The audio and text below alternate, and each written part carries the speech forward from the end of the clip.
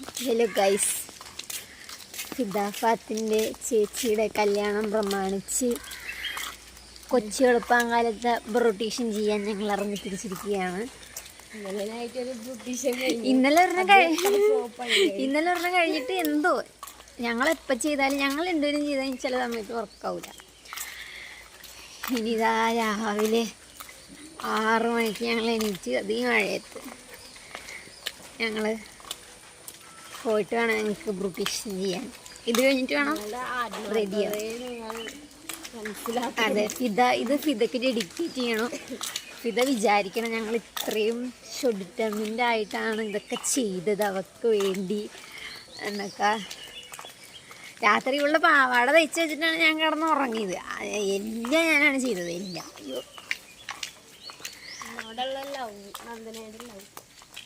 അടയാറിലെ സുന്ദരമായ ഗ്രാമം കണ്ട ഒരു ഊട്ടിയിൽ പോണ വൈബൊക്കെ തോന്നുമെങ്കിലും പുകയാണ് സത്യമായിട്ടും.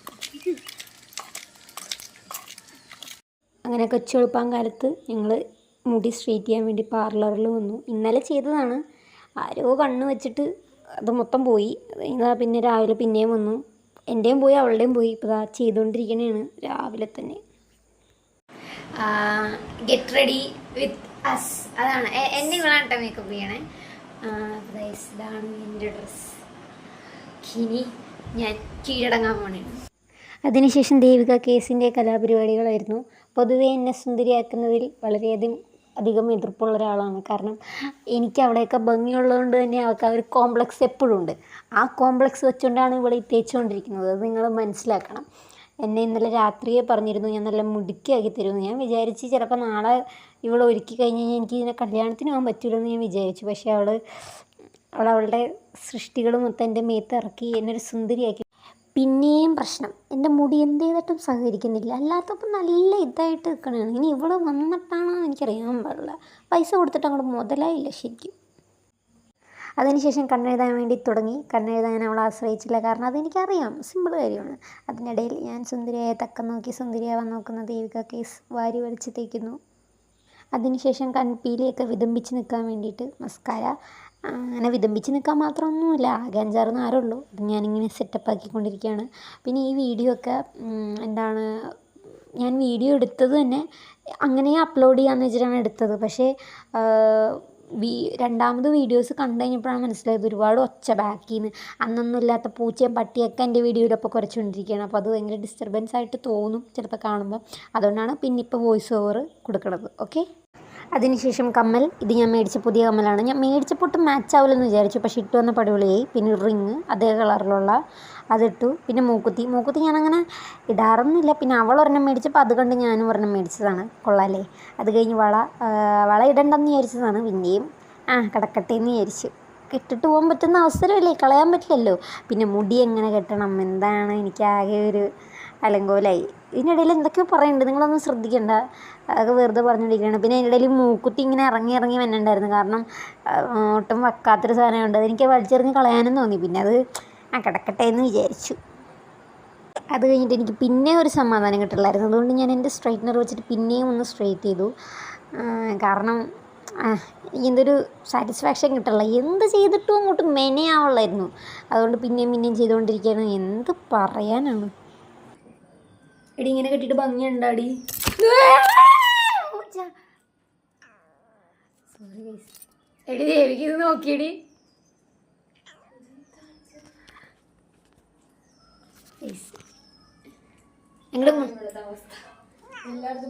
ഒന്നില്ലെങ്കിൽ മോൻ അങ്ങോട്ട് നിൽക്കുക, അല്ലെങ്കിൽ മോൻ ഇങ്ങോട്ട് നിൽക്കുക. പിന്നാമ്പുറം കാണിച്ച് നിൽക്കല്ലേ മോനെ.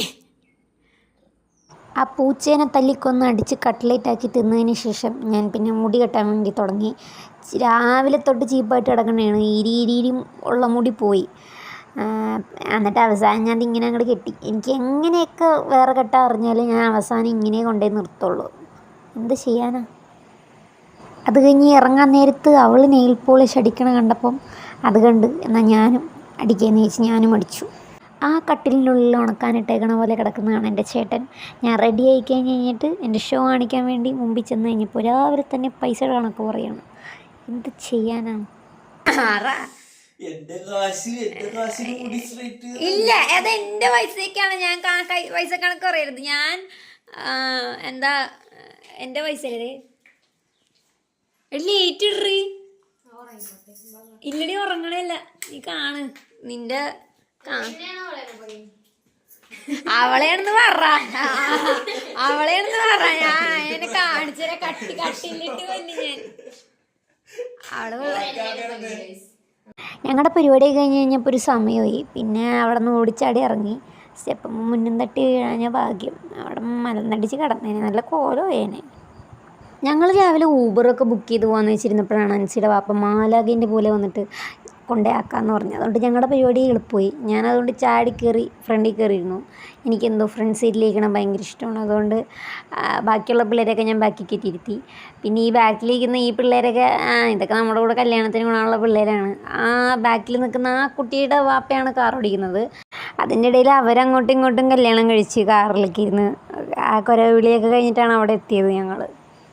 എൻ്റെ നാക്കും കൊണ്ട് കുറേ കഷ്ടപ്പെട്ട് ആ വണ്ടി തള്ളി തള്ളി തള്ളി ഞാൻ അവിടം വരെ എത്തിച്ചു. എൻ്റെ ക്യാമറ കണ്ട് കഴിഞ്ഞപ്പോൾ പിള്ളേർക്കൊക്കെ ഭയങ്കര നാണം മുന്നു. കാരണം ഒരു സെലിബ്രിറ്റിയുടെ യൂട്യൂബ് ചാനലിൽ നാളെ അവരൊക്കെ വരാമെന്നൊക്കെ പറഞ്ഞു കഴിഞ്ഞാൽ വിവാദമാണ്, വിഷയമാണ്. എന്താ ചെയ്യപ്പോൾ? ഞങ്ങളുടെ പടം അവിടെ ഇറങ്ങിക്കഴിഞ്ഞപ്പോൾ തന്നെ എല്ലാവരും അറിഞ്ഞു. പിന്നെ ദേവികേനേക്കാൾ കൂടുതൽ സുന്ദരിയായതിൻ്റെ സന്തോഷത്തിലാണ് ഞാൻ ആ അഭിമാന നിമിഷത്തിലാണ്. എന്ത് ചെയ്യാൻ, എല്ലാവരും എന്നെ നോക്കി നോക്കി നോക്കി എന്നെ കണ്ണ് വച്ചില്ലെന്നുള്ളൂ. പൊതുവേ ഞങ്ങൾ ഒരു പരിപാടിക്കും കറക്റ്റ് സമയത്ത് എത്താറില്ല. പക്ഷെ എന്തോ അവിടെ നിന്ന് എത്തി. അവിടെ എത്തിയപ്പോൾ കല്യാണച്ചക്കനും കല്യാണ പെണ്ണ് ഓടിപ്പോന്നു. പിന്നെ തിരിച്ചു വിളിച്ചിട്ടാണ് അവർ തിരിച്ചു വന്നത്. ഉള്ളത് പറയാമല്ലോ, അവിടെ എത്തിക്കഴിഞ്ഞപ്പോൾ ഒരു ചെവി അടിച്ചു. ഈ നാദസ്വരവും ഒക്കെ എൻ്റെ ചെവിയിലാണെന്ന് വിചാരിച്ചു. ഈ ജുബ്ബയിട്ട് വന്ന് ചിരിച്ചുകൊണ്ടിരിക്കുന്നതാണ് ഫിദയുടെ വാപ്പ. ഓൾ ഇൻ ഓൾ കണ്ട ഞങ്ങളവിടെ ചെന്നപ്പോൾ തന്നെ അറിഞ്ഞം പുറഞ്ഞം താലമായിരുന്നു. ഇവർ ഈ താലം പിടിച്ച് താലം നിലത്തോലും മക്കളിലായിരുന്നു. ഈ രണ്ടാമത് കുണുങ്ങി വന്നതാണ് ഫിദ. ലുക്ക് കണ്ട അവളുടെയാണ് കല്യാണം എന്ന് തോന്നും. ഉടനെ അവളുടെ കല്യാണം ഉണ്ടാവും. കണക്കിന് പോയി കഴിഞ്ഞ് കഴിഞ്ഞാൽ ഇനി അതും കൂടി കൂടണം. രണ്ട് കതിനയും കൂടി ഉണ്ടെങ്കിൽ ഉത്സവപ്പറമ്പ്. അല്ലാണ്ട് എന്താ പറയുക, എല്ലാം കണ്ട നടന്നു പോകണണ്ടില്ലേ. പിന്നെ എനിക്ക് ഇവർ കല്യാണം കഴിക്കണം എന്താണെന്ന് വെച്ചാൽ കാണാൻ പറ്റിയില്ല. ഞാൻ ആ സമയത്ത് വേറെ ഏതോ പഞ്ചായത്തിൽ കിടക്കിയിരുന്നു. അത് കഴിഞ്ഞ് കഴിഞ്ഞിട്ടുള്ള വീഡിയോ ആണിത്. അത് കഴിഞ്ഞ് എന്താപ്പോൾ തിരക്ക്. പെരുമ്പാവൂർ ബസ് സ്റ്റാൻഡിലുണ്ടാവില്ല ഇത്ര തിരക്ക്. അമ്മതേ തിരക്ക്. ഫോട്ടോ എടുക്കാൻ നിന്ന് കാല് കുഴഞ്ഞു പോയതറിഞ്ഞില്ല. ഒരു യൂട്യൂബറായിട്ട് എന്നെ കടത്തി വിടാൻ പോലും ആരും ഉണ്ടായിരുന്നില്ല. ഒരാൾ പോലും മൈൻഡ് ചെയ്തില്ല. നിന്ന് ഞാൻ ഇട്ടിട്ട് പോവാമെന്ന് വരെ വിചാരിച്ചാണ്. പിന്നെ നമ്മൾ വന്നെന്നും നമ്മൾ ഗിഫ്റ്റ് കൊടുത്തതെന്നൊക്കെ എല്ലാവരും അറിയണ്ടേ. പിന്നെ സ്റ്റേജിൽ കയറിയിട്ടൊരു ഓളം വെട്ടൊക്കെ നടത്താനുണ്ടായിരുന്നു. അതുകൊണ്ടാണ് ഞാൻ പിന്നെ അവിടെ നിന്നത്. അതിൻ്റെ ഇടയിൽ ഓണത്തിൻ്റെ ഇടയിൽ കൂട്ടുകച്ചവടം എന്ന പോലെ എൻ്റെ ചാനൽ സബ്സ്ക്രൈബ് ചെയ്യാൻ ഞാൻ എല്ലാവരുടെ അടുത്തും പറഞ്ഞായിരുന്നു. സബ്സ്ക്രൈബ് ചെയ്താൽ ആർക്കറിയാം. അവസാനം തല്ലുപിടിച്ച് ഞങ്ങൾ സ്റ്റേജിൽ കയറി. ഞങ്ങൾ സ്റ്റേജിൽ കയറിയപ്പോഴാണെങ്കിലും സ്റ്റേജിൽ നിന്ന് പറഞ്ഞ് ആ കയ്യിലേക്കണത് ഞങ്ങൾ കൊടുത്ത ഗിഫ്റ്റാണ് കേട്ടോ. അത് എന്നിട്ട് പൊട്ടിക്കാൻ വേണ്ടി നിൽക്കുകയാണ്. അതിൻ്റെ ഇടയിൽ ഒരുത്തൻ കയറിയിട്ട് അവനാണ് ഈ ഇതിന് കൂടുതൽ പൈസ ഇട്ടേന്നും അവൻ്റെ പൈസക്കാണ് ഇത് മേടിച്ചെന്നൊക്കെ പറഞ്ഞ് ഷോ കാണിക്കുന്നുണ്ട്. വെറുതെയാണ്. അവൻ 5 പൈസ ഇട്ടിട്ടില്ല അതിൽ. പൊട്ടിച്ച് നോക്കുകയാണ്. പൊട്ടിച്ച് നോക്കി കഴിഞ്ഞത് ഒരു ഫ്രെയിമാണ് കൊടുത്തത്. അത് കഴിഞ്ഞിട്ട് അതിൻ്റെ ബാക്കി വീഡിയോ എടുത്തില്ലെന്ന് തോന്നണം. അത് കഴിഞ്ഞ് അതേനെ ഇത് തന്നെ, ഇതാണ് ഞങ്ങൾ കൊടുത്ത ഫ്രെയിം. കണ്ടില്ലേ, അത് അവരുടെ എൻഗേജ്മെൻറ്റിൻ്റെ ഫോട്ടോ വച്ചിട്ട് ഫ്രെയിം ചെയ്തതാണ്. എന്തെങ്കിലും കൊടുക്കണ്ടേന്ന് വെച്ചിട്ട് കൊടുത്തതാണ്. സാധാരണ ഒന്നും കൊടുക്കാറൊന്നുമില്ല. പിന്നെ 4 ആൾക്കാർ കൂടുമ്പോഴുള്ള എൻ്റെ പട്ടി ഷോ അത് ഞാൻ അവിടെ ഇറക്കി സ്റ്റേജിൽ.